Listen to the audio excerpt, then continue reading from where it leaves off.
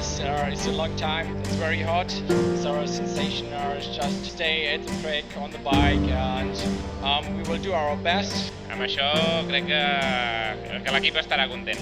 Todo está perfecto, la moto bien puesta a punto, nada, a triunfar, a ver. No sé el que passarà, però intentarem fer tot el possible dintre del que hi ha.